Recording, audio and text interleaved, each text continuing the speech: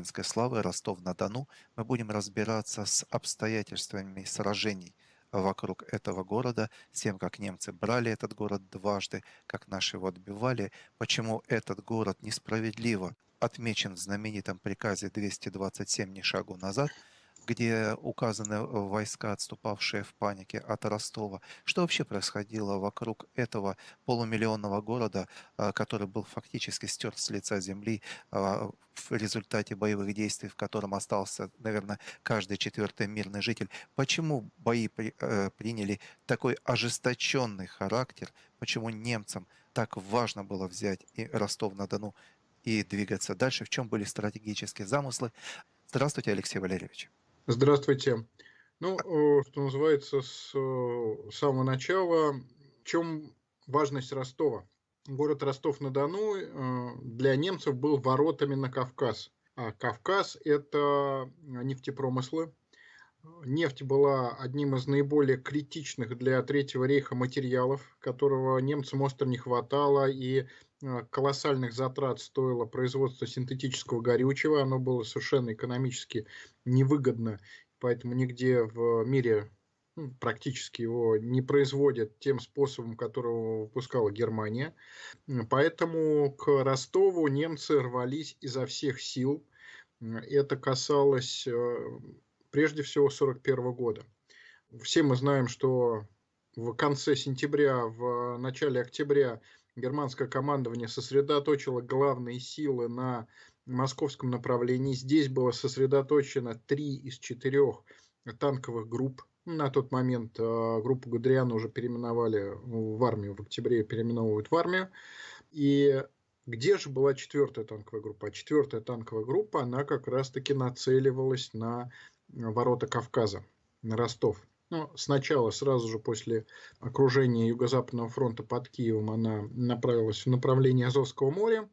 Пытались поймать в котел, скажем так, главные силы, к сожалению, попали в окружение Южного фронта. Дальше открывается для немецкой танковой группы, которая на тот момент включает в себя 2 танковых корпуса.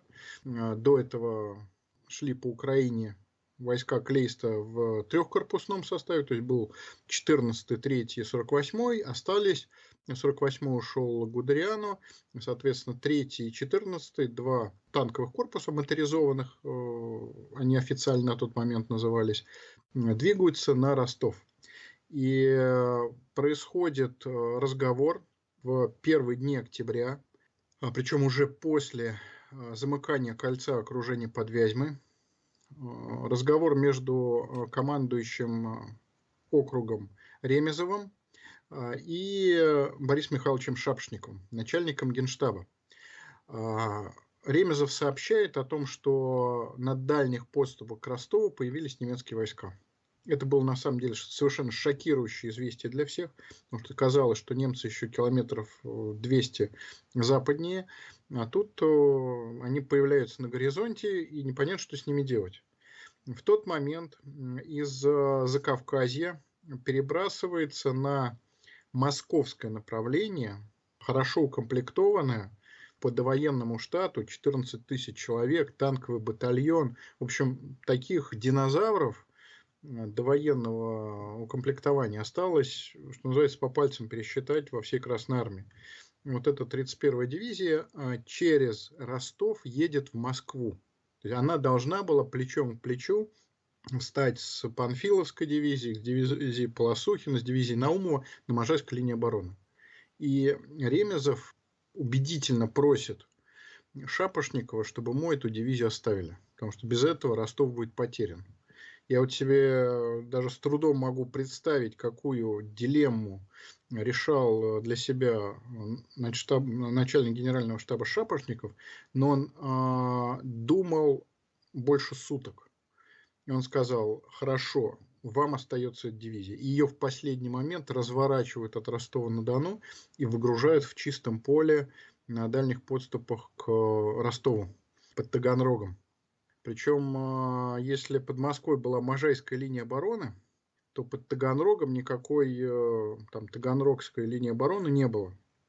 Несколько западнее были укрепления, которые строили еще летом, но они уже немцами, к сожалению, были преодолены к тому моменту, точнее, обойдены. И Сталинградская 31-я дивизия выгружается в чистом поле. Ей, как ни странно, помогли бронепоезда. Бронепоезда у нас ассоциируются прочно с гражданской войной, с архаикой, с там даешь каховку, конными лавами и прочее, прочее, но они достаточно результативно использовались в ходе Великой Отечественной войны. По крайней мере, если обратиться к документам противника, они прямым текстом сообщали о том, что бронепоезда оказались довольно крепким орешком, быстро перемещались, и, что характерно, еще и экипажи бронепоездов вели бой вне самих поездов и тоже оказывали довольно жесткое сопротивление. Поэтому в такой, прямо скажем, далеко не тепличной обстановке, причем не только обороняясь, но и переходя в контрнаступление, бег немцев к Ростову удается остановить. Ну, во-первых, относительно укреплений. Здесь я все же подчеркну, что в 1941 году масштабной инженерной подготовки местности, к сожалению, не было. То есть максимум полевые укрепления, и уже по опыту, негативному опыту 1941 года были построены 3 оборонительных обвода и подготовлен к обороне город Ростов-на-Дону к летней кампании 1942 года. В 1941 году ничего даже близко к тому, что имелось к июлю 1942 года, в городе не было. И действительно серьезное укрепление, которое, я думаю, что я, к сожалению, не был в Ростове-на-Дону, но насколько я могу судить по рассказам товарищей, заметное укрепление — это Миус-фронт, о котором мы как-то рассказывали, и есть некие остатки обороны 1942 года. Но там, опять же, была полевая оборона, хотя были и бетонированные точки в некоторых количествах, не очень больших, прямо скажем. Но сражение действительно было маневренным, и танковая армия Клейста, она, конечно, существенно просела по своему боевому составу, то есть как раз численности подразделений, которые непосредственно ведут бой, но количество бронетехники, которая пересекала советскую границу, это тоже был уже недостижимый идеал. То есть к октябрю, сейчас речь идет о событиях октября 1941 года, к октябрю в строю осталось примерно 30-40% той бронетехники, которая пересекала границу, но все равно это были очень серьезные противники в силу маневренности своей, поскольку с советской стороны самыми маневренными соединениями были кавалерийские дивизии. К сожалению, эквивалента немецким танковым моторизованным дивизиям у нас не было. А кавалерийские дивизии были уже нового формирования, так называемые рейдовые, то есть они не предназначались для таких вот, не лобовых, конечно, столкновений, но для действий там, на флангах, для каких-то совместных действий конно-механизированных групп, они были гораздо легче, чем дивизии довоенного формирования. И те кавдивизии, опять же, у нас есть передача про кавалерию, наше командование, оно постепенно вводило в дело новые формирования. Новые формирования, в том числе местные, то есть все эти соединения, они формировались в Северо-Кавказском округе. За оборону Ростова непосредственно отвечала 56-я армия, отдельная армия, которую возглавил как раз командующий округом Ремезов. И новые формирования, они были значительно слабее, чем кадровая 31-я дивизия, то есть кадровая 31-я 14 тысяч человек. А вот эти новые формирования, примерно, во-первых, по 10 тысяч человек, и никакого танкового батальона у них, конечно, не было. И вооружение их, например, там, противотанковыми пушками осенью 1941 года, тоже, мягко говоря, оставляло желать лучшего. И когда читаешь строки о том, что, как говорится, противник не подходит на дальность броска гранаты или бутылки и преимущественно действует огнем пушек и пулеметов, понимаешь, что бороться даже с тем количеством бронетехники, которые остались у Клейста, было, мягко говоря, непросто. Но, тем не менее, в прямом смысле я совершенно согласен с такой формулировкой самопожертвования и 31-й дивизии, и кавалеристов, оно позволяет развернуть несколько новых свежесформированных дивизий, ввести их в бой, что называется, не с марша, а достаточно уверенно там, в обороне на подготовленных позициях. И в итоге на рубеже октября-ноября наступление 3-го моторизованного корпуса Клейста, оно застревает. Немцы не могут прорваться дальше, и к большой досаде Маккензена, это командир 3-го корпуса, причем он был сыном известного военачальника Первой мировой войны Маккензена, который всячески чествовался в Германии, и, естественно, когда его оценивали, всегда его сравнивали с его отцом. И, конечно, таких высот, как полководец, Маккензен-младший не достиг. Но, тем не менее, он там даже в своих мемуарах писал: все равно мой корпус там дальше всех продвинулся, дошел там до 39-го меридиана. На самом деле он просто застрял, его продвижение было блокировано. Пытаются Клейст продвинуться обходным маневром в обход Ростова с севера. Это у него тоже не получается. И дальше возникает дилемма и у той, и у другой стороны, что делать дальше. На фронт прибывает опять новое формирование, потому что вообще Ростов это был такой бенефис новых формирований, потому что советское командование накапливало резервы, начиная с конца лета формировались новые дивизии, проходили обучение, вооружение и поступали на фронт, и успех, забегая вперед, под Ростовом, он был обусловлен как раз вводом в бой этих подготовленных резервов. И они уже участвовали на этапе обороны Ростова. Приходит 37-я армия новая, на самом деле немногочисленная. В ее состав включаются танковые бригады, которые были переформированы из остатков механизированных корпусов. И возникает вопрос, что делать. И советское командование принимает на самом деле очень умное решение использовать новую армию не в попытке выставить заслон на пути к Ростову, а перейти в контрнаступление. Все это происходит еще на фоне наступающей зимы. Понятно, что это юг России, более мягкая погода. Причем, что характерно, наступает, понятно, холод для немцев, они не готовы к суровой русской зиме. На самом деле не все наши части были готовы. У нас тоже, особенно для соединений на фронте, переход на зимнюю форму проходил не единомоментно по щелчку пальцев. И 14 ноября наступает трескучий мороз, назначено наступление, и обе стороны от наступления отказываются. Погода переменчивая, все решают подождать и ждут буквально несколько дней и начинают наступление и советские войска, и немецкие в один и тот же день, 17 ноября, в разнице с час. То есть советские войска пытаются наступать во фланг армии Клейста, она уже переименована в танковую армию, а Маккензен пытается прорваться к Ростову. И, по сути, судьбу Ростова должно было решить, кто будет действовать успешнее. Либо советское наступление принесет успех, либо немцы развалят оборону 56-й армии, обратят ее в бегство, в катастрофу, и придется отказываться от всего и вся. Причем маршал Тимошенко, ему 56-я армия Ремезова формально не подчинялась, она была отдельной.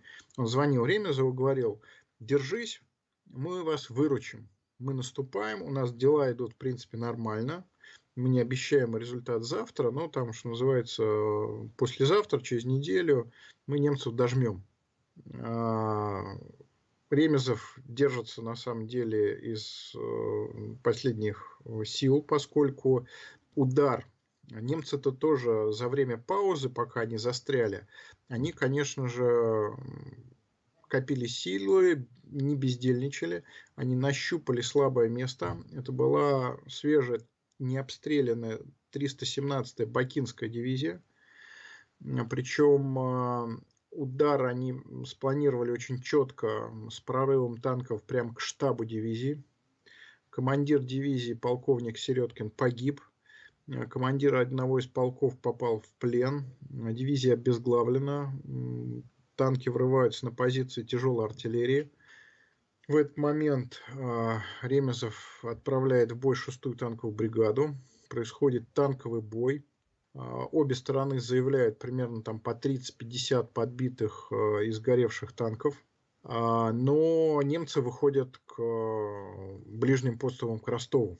И здесь, конечно, становится большой проблемой то, что город к обороне не готовился. И вообще надо сказать, что в 1941 году, когда читаешь документы по оставлению городов, когда оставляли какой-то город, например, там Можайск, всегда был разбор, почему это произошло. Общей фразой, повторяющейся из одного отчета в другой: город к обороне не подготовлен, баррикад нет. То есть баррикад реально было, что называется, раз-два и обчелся на улицах города. На улицы города врываются, причем эсэсовцы Лейбштандарта, то есть элитное соединение, и начинаются уличные бои. Шапошников говорит, надо удержать город любой ценой, драться до последнего бойца. Но надо сказать, что Ремезов, несмотря на то, что на него давили о том, что там держись, он понимал, что если он угробит армию, то никому он хорошо этим не сделает. И, конечно, разумным решением был своевременный отход. Кстати, вот какую ошибку роковую он допустил, командующий 56-й армией, это опора на гражданскую телефонную сеть. Когда немцы врываются в город, гражданские телефонистки эвакуируются, и телефонная сеть просто через некоторое время перестает работать. И это создает немалые проблемы чисто управленческие. Но причем немцы уже полностью, как говорится, считают взятие Ростова совершившимся фактом. Гальдер записывает в дневнике, куда мы будем дальше наступать, на Сталинград или Майкоп, то есть или к промышленному центру, или там за нефтью. Уже, что называется, практически разливают шампанское. Но рановато это было делать, поскольку требованием таким был захват мостов. И вот, пропустив удар с телефонной сетью, советские войска, тем не менее, не отдали немцам мосты.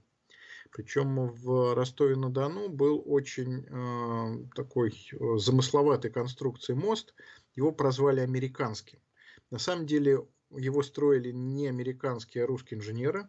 Там оборудование подъема, он был не разводной, как мы, например, привыкли видеть, например, в Петербурге, а у него одна из секций поднималась вертикально вверх, чтобы пропустить суда по Дону.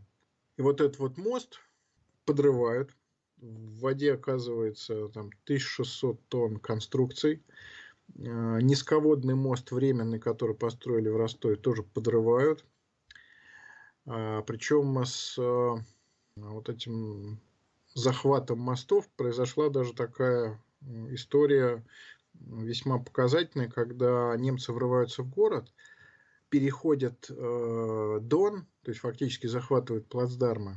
В этот момент Маккензену говорят, надо отдать дивизию, которая будет отбивать контрнаступление русских как раз, то есть наступление Тимошенко. То есть Тимошенко, он абсолютно не преувеличивал, что он за там, несколько дней немцев дожмет. Он действительно их дожимал.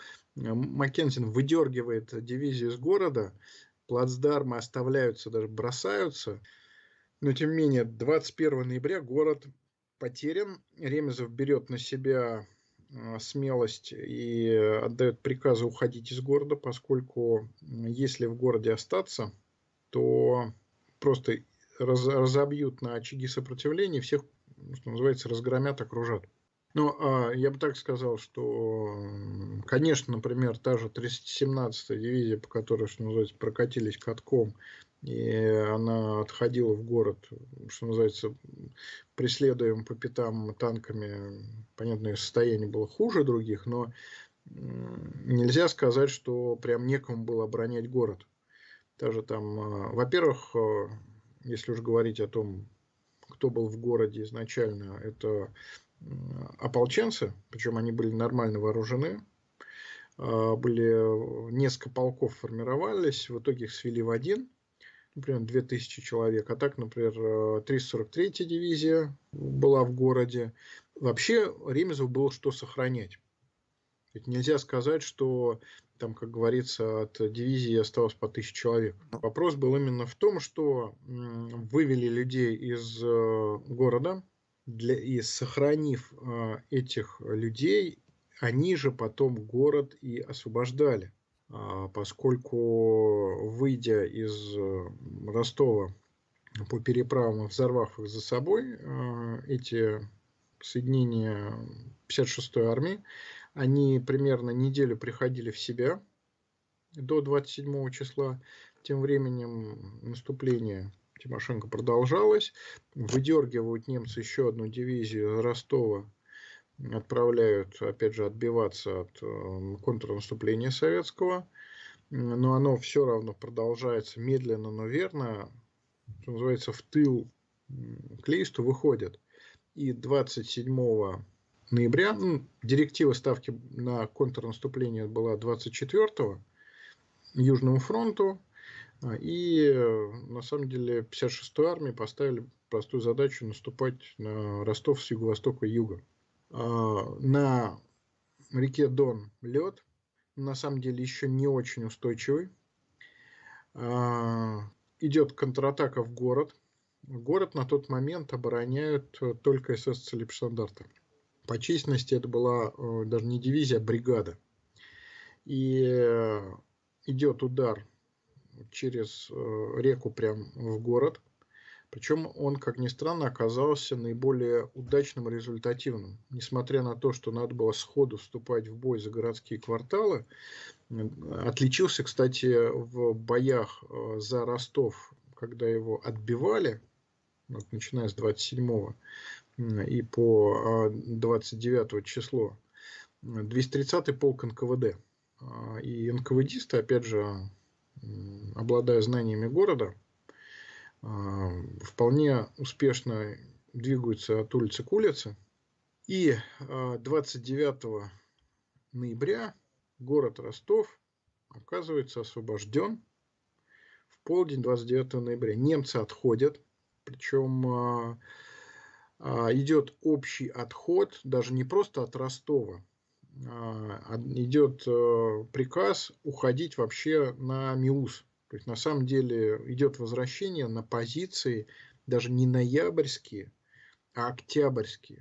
То есть реально немцы бросают все, что они прошли, что называется, с боем с середины октября до конца ноября и откатываются назад. а какой ценой они, то есть, когда читаешь сводки, то там какое-то достаточно серьезное число техники брошено. Да, там действительно были брошены там, десятки танков.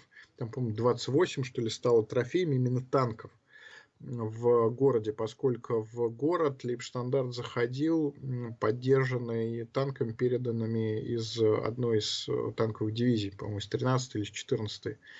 И они же остались подчинены в городских боях. Надо сказать, опять же, на всякий случай, что называется, справедливости ради, дали Ремезову бригаду танковую, но она была, во-первых, только на легких Т-26, во-вторых, естественно, через лед она переехать не могла, поэтому она действовала, что называется, вне города, в атаках на его, сказать, северную окраину.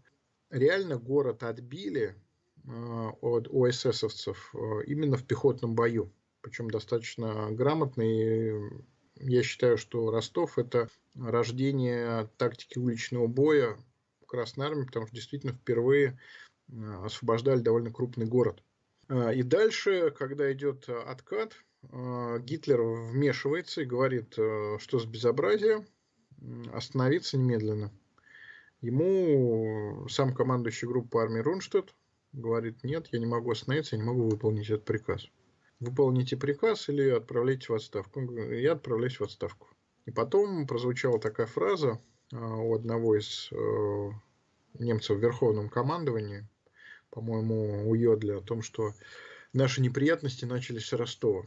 И вот эта вот неприятность действительно имела большие последствия, когда Гитлер сразу же говорит: готовьте мне самолет, я лечу туда, буду смотреть, что там на месте происходит. Понятно, что он отправился не прямо в передовые окопы, он отправляется в Мариуполь. И в Мариуполе присутствует на совещании в штабе первой танковой армии. В Мариуполе был штаб Клейста. Там он требует эсэсовца Дитриха, которого он лично знал и считал, что вот, как говорится, этот простой парень, но у него на лице написано, что он такой простой парень, такой, как говорится, бульдожья такая физиономия, очень неприятная на самом деле. И вот он лично встречается с Дитрихом, и Дитрих говорит: да, все плохо. Все плохо, мы как бы отступаем, мы не можем ни на чем задержаться. И действительно идет откат от Ростова. Никакие промежуточные рубежи. Гитлер назначает своего еще одного любимца Рейхенау, который получил генерал-фельдмаршала, командуя всего-навсего армией. Тот тоже ничего сделать не может. И в итоге, так сказать, после этого всего разговора со своими любимцами, фюрер бодро улетает обратно, потому что не равен час русские танки дальше проедут. И Ростов потерян, и борьба вокруг него замирает. На самом деле это был очень важный этап, что немцев, во-первых, отбросили, нанесли большие потери, и это было зарей общего контрнаступления по всему фронту. То есть первый крупный результативный удар по немцам, это, конечно, Тихвин под Ленинградом, но даже более показателен именно Ростов. Потому что Тихвин – это все же один танковый корпус, а под Ростовом целых два. Да еще под управлением танковой армии, да еще под управлением такого известного военачальника, как Клейст. И Тимошенко с Ремезовым с этой ситуацией справились. Ростов освобожден, и его начинают восстанавливать и укреплять. И следующий раунд борьбы за Ростов как раз разворачивается летом 1942 года, когда строится Ростовский укрепрайон. У него два обвода, то есть на разные дистанции от города. Плюс сам город Ростов интенсивно готовится к обороне. Его улицы перегораживаются баррикадами. И фактически делают крепость. Я просто еще вспоминаю, что все-таки заскочившие в Ростов эсэсовцы умудрились устроить такую мясорубку Да, гражданского населения, которая просто привела в ярость всех бойцов, которые освобождали Ростов-на-Дону, да, они потому за что неделю, да, это просто, умудрились устроить побоище. это просто зверство, которое они устроили. И, собственно говоря, и дальнейшие ожесточенные бои за Ростов, они определялись и этим фактором в том числе. Зверство несусветное. Главный урок, который немцы извлекли из своего провала 1941 года, это, безусловно, провал, то, что вытянутым пальцем, таким на узком фронте, одним корпусом, много не навоюешь. И они сосредотачивают все усилия на южном секторе фронта, и Ростов оказывается глубоко обойден. На самом деле фронт сыпаться начинает в Воронеже, начало операции Блау, и одновременно, постепенно обваливая фронт от Воронежа на юг, армия Клейста теперь наносит удар значительно севернее Ростова и выполняет замысловатый обходной маневр, тем самым исключая саму возможность удара во фланг. Но когда я читаю печально, на самом деле, знаменитый, он очень тяжелое время вышел, приказ номер 227, «Ни шагу назад», там есть такая хлесткая, жесткая фраза: «Часть войск Южного фронта, идя за паникерами, оставила Ростов и Новочеркасск без серьезного сопротивления и без приказа Москвы, покрыв свои знамена позором». Однако это писалось по горячим следам, и если посмотреть, откуда могла черпаться информация, если посмотреть там журнал боевых действий Южного фронта, даже 56-й армии, из них очевидна простая вещь. Реальной обстановки в городе Ростов и как происходила борьба за Ростов в них нет, потому что связь была потеряна. Причем по директиве Ставки Южный фронт отходил на рубеж Дона и на ростовские обводы. За ними по пятам шли отходившими войсками немцы. И на Ростов был направлен отдельно моторизованный корпус. И главная проблема советских войск на самом деле заключалась в том, что не хватало противотанковых средств. Например, на дивизию, которая воевала за Ростов в 41-м и в 42-м, 339-е, у нее было всего 10 противотанковых пушек из 54, которые там были по штату раньше. И штурм ростовских обводов, тем не менее, он в донесениях немецких проходит ожесточенный бой. И против ростовского гарнизона, против тех войск, которые обороняли Ростов в июле 1942 года, было сосредоточено 3 танковых, 2 моторизованных и аж 7 пехотных дивизий. Это Алексей была Валерьевич, я огромная прошу масса. прощения, я очень прошу прощения. Всегда и везде, во всех онлайн-энциклопедиях, во всех вот все, что мы разбираем в нашем цикле, всегда везде считают по названиям, по численности, по дивизиям. Грубо говоря, столько дивизий у немцев, столько у наших. А по штыкам, в штыках, в технике это что? Ведь Но это я бы совсем так сказал. по-другому. Да, значит, если считать по людям, то к лету 1942 года советские дивизии, которые отошли на ростовский оборонительный обвод, они были доведены почти до штата. То есть там было 3 дивизии, которые непосредственно обороняли Ростов, а они были по 10 тысяч человек. У них было по 10 противотанковых пушек на каждого.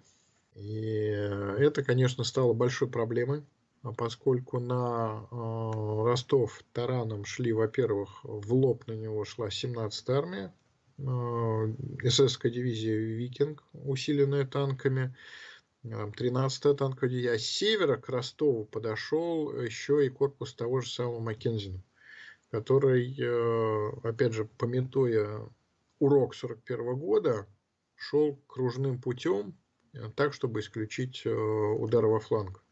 И когда на ростовский оборонительный обвод обрушиваются 2 танковых корпуса, усиленные еще и 7 пехотными дивизиями, это было уже чрезмерно для тех войск, которые его обороняли. А Потому что, сколько получается немцев? Просто чтобы значит, понять. не, получается, если считать, сколько шло на Ростов немецких войск, это примерно 120 тысяч человек против примерно 45 тысяч человек, которые обороняли город Ростов, и сам город, и оборонительные обводы. То есть количественное превосходство имело место. Плюс тому по приказу Гитлера была задействована крупная сила авиации именно здесь. И усугублялась обстановка тем, что в направлении на Сталинград, выше по течению Дона, в районе Цемлянска, немцы уже образовали переправы на момент начала боев за город. И это, конечно, не добавляло энтузиазму командованию Южного фронта, потому что это означало, что просто Ростов будет обойден, окружен. Но при этом немцам дали очень серьезное сражение на улицах города. И есть свидетельство командира полка немецкой 125-й пехотной дивизии, которую как раз предали, по-моему, Викингу. И он прямым текстом говорил о том, что подобных сражений, как за Ростов, до тех пор никто не вел. Такие бои разгорелись бы, наверное, на улицах Москвы и Ленинграда, если бы мы их штурмовали. То есть это были очень ожесточенные бои, именно уличные. И немцы прошли через город, именно сокрушая все на своем пути. артиллерии, авиации, но надо сказать, что главный приз в лице моста им все же не достался. Американский мост не восстановили, его конструкции еще, что называется, лежали в реке, так он и не был восстановлен, в том числе и за время оккупации, но фраза Сталина, она, безусловно, несправедлива. Вот что приходится констатировать историкам, которые имеют возможность сейчас, что называется, поднять данные снизу, те, которые объективно отсутствовали в Ставке. Ставка, она просто не видела, что происходит в Ростове. Просто потому, что связь была прервана, войска вели бой на, что называется, не на жизнь, а на смерть, будучи оторванными от управления, управляя, что называется, делегатами с весьма сомнительной устойчивостью этого канала связи, и оставили город в действительно ситуации, когда превосходство противника было подавляющим. А население было ли эвакуировано? Население на самом деле эвакуировалось, то есть эвакуировались предприятия, но если смотреть на население, то к началу войны в городе было 567 тысяч жителей. А к моменту освобождения в феврале уже 1943 года осталось только 170 тысяч. Понятно, что немалая часть, конечно, была эвакуирована вместе с различными ростовскими предприятиями, ну и просто в процессе эвакуации мирного населения. Но, конечно же, немалое число жителей погибло в ходе ожесточенной борьбы за город. Потому что, конечно, когда на город сыпались бомбы. Фактически тотальный бой при ожесточенность вот этих боев, она все равно, вот когда читаешь эти донесения, все-таки немного вот не понимаешь, просто настолько жестко вот эти пехотные бои в городе, о чем вы говорите, ведь фактически там и потом 205 этих суток оккупации, это просто постоянно работает подполье. Это вот вообще жестко очень все идет вот в этих местностях, которые, в отличие от киевских, не окружены лесами, там открытая местность, все прочее, но тем не менее Ростов-на-Дону, это вот он продолжает быть такой неспокойной язвой у немцев. И вот насколько им удалось дальше иметь Ростов у себя в качестве такого спокойного места, с которого они начали потом стратегическое наступление. Вообще, стратегически они дальше как двигались? Мы об этом Они обязательно дальше расскажем. Да, да, мы об этом расскажем, там о том, как развивалась летняя кампания. От Ростова, на самом деле, 17-я армия потерпела фиаско у стен Новороссийска. И на самом деле на перевалах главного Кавказского хребта. Но вот мне кажется, что сегодня надо все же поправить товарища Сталина, но объективно он, что называется, ошибался ввиду отсутствия объективных данных, что город не был оставлен, что называется, покрыв знамена позора. Он был оставлен после упорного, ожесточенного уличного боя, по исчерпании сопротивлений, когда, что называется, в город врывается одна армия, а с севера приходит еще одна, то тут уже, что называется, деваться некуда. Действительно, для того, чтобы продолжить борьбу, битва за Кавказ, нужно было из города выйти и сражаться дальше.